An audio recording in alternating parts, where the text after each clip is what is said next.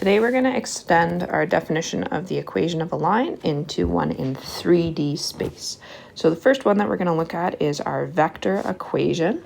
So here we've got a1, a2, a3 plus t, some parameter, times m1, m2, m3, which are our direction vector. So let's look at our first example. We're going to determine a direction vector for a line that passes through these 2 points. So we can start, we know we need the vector PQ, or a vector in the direction of PQ, which is how we'll start. So we've got OQ minus OP, which is 2 minus 6, minus 8 plus 4, minus 5 minus 1. And when we do that, we get minus 4, minus 6. So now we can make that actually a little bit smaller by factoring out a -2, which means we get a different vector, but one that's still in the direction of PQ, which is all that we're interested in. And that gives us our final answer of the direction vector as 2, 2, 3. The next question is going to ask us to find a full vector equation that passes through the point 1, 0, minus 1 and has direction vector 1, 2, 3. So all we need to do here is to put it into our formula for the vector equation of a line. So we have our point P, or our position vector of a particular point on the line, plus some parameter T times our direction vector. So now what we're asked is, does the point Q lie on this line? So what we need to know is if the parameter T is consistent for each of the components. So we've got X, Y, and Z. And what we're going to do is substitute in our Q coordinate for X, Y, and Z and solve for T. So in our first equation, the X equation, we're going to find that T equals minus 4. In order for Q to be on the line, T has to equal minus 4 in our Y equation and our Z equation. Oh, we're missing a T here. There we go. So in our Y equation, we also get T equals minus 4. We're going to take minus 13 for Z.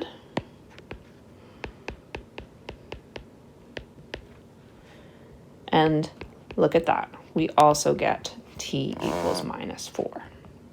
So what we can say here is, since T is consistent, Q is on the line. So let's move on into our other 2 forms of the equation of a line. We've got parametric equations.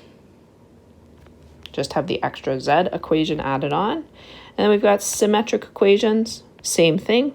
We just have the extra Z added on.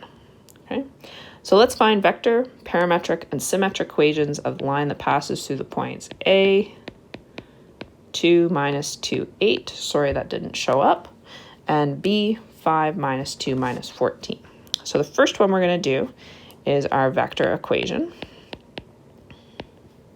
And so we need to find a direction vector. So we're going to start off by finding a vector between the 2 points on the line, A and B. So we've got 5 minus 2 plus 2, and we've got minus 14 plus 8. This gives us the vector AB, 3, 0, minus 6. Now we want the smallest numbers possible, so we can factor out a 3 here, and we get 1, 0, minus 2. And then we can take that for our direction vector as 1, 0, minus 2. Finally, we can write our vector equation of a line as a point on the line, minus 8. Minus h, that point should be there. Okay. And then plus t times our direction vector. Okay, so we're looking at A, 2 minus 8, and B, 5 minus 2 minus 14. First thing we did was find a vector connecting those 2 points. Then we changed that vector into its smallest form possible by factoring out any common terms. And then we put it into our vector equation. Here I use the point A, you could have also used the point B. So let's find our parametric equations. Easy enough, we're just going to split up our vector equation into its 3 components, y and z. And then our last ones are symmetric equations. Okay, so really what we're doing is we're rearranging our parametric equations to solve for t, which is going to give us x minus 2 over 1 is equal to z plus 8 over 2. And then because y is just a constant, the way we write that is we do comma, y equals minus 2. Before, when we had a 0 in our direction vector in 2D, we didn't have an option to do symmetric equations. Now, with 1, 0 in our direction vector, we do have an option to still write symmetric equations. This y equals is just a special case. Let's look at 2 more examples. Here, we're going to write a vector equation for the line minus x equals y plus 2 equals z. So here, what these really are is a symmetric equation. Symmetric. So let's put them into a form that makes it a little bit easier to pull everything out. So what I'm going to write it as x minus 0 over minus 1. Hopefully you agree that that's the same as the first part here. Y plus 2 over 1, which is the same as this part here. And then we've got z minus 0 over 1. So now we know to write a vector equation, we need a direction vector, which is our denominator.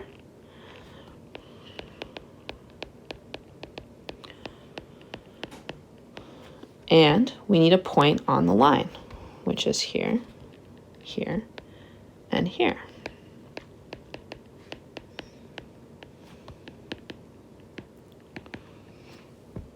So what we can then do, now that we have that information, we can put that into our vector equation.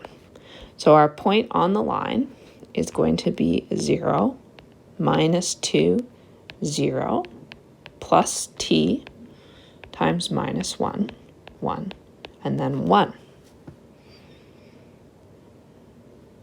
Okay, so just switching backwards between forms. And then the next thing that we're going to take a look at is do the equations here, and I'm going to rewrite them down below just so they're a little bit bigger and so that they're correct. So our first, so line 1 that we're looking at is x minus 5 over 2 equals y plus 4 over minus 5 is equal to z plus 1 and then 3. And our second line that we're looking at is going to be x plus 1 over 4 minus 4, y minus 11 over 10, and equals z plus 4 over minus 6. So those are a little bit different than the typed version. I just made some edits so that we can solve it. So let's check our direction vectors first. So our direction vector for L1 is going to be our denominators. So we'll call it D1, and we're going to take our denominators from our first equation. So 2 minus 5 and 3. Our second one, again, we're going to take our denominators. So we've got minus 4, 10, and minus 6. And we can actually factor that out as by factoring out a minus 2. And we end up with 2 minus 5, 3, which is the same. So that means that our two lines are parallel. So now we have to check if they are coincident, if they're the same line. So let's look at our point from L2, -1, 11, and -4. So that just comes from numerator of L2. That's the point on that line. And then we're going to set up our parametric equations for L1. Because what we really want to check is that point from L2 on L1. So we'll set up our parametric equations. So we've got x equals 5 plus 2t. We've got y equals -4 minus 5t. And then we've got z equals -1 plus 3t. So now we're going to do the same thing that we did in example 3. We're going to substitute in for each of our coordinates and see if our t value is consistent. So if I sub in my x coordinate, I'm going to get t equals -3.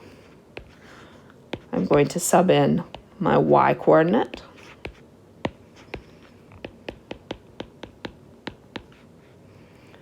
I also get t equals -3. And finally, I'm going to sub in my z coordinate,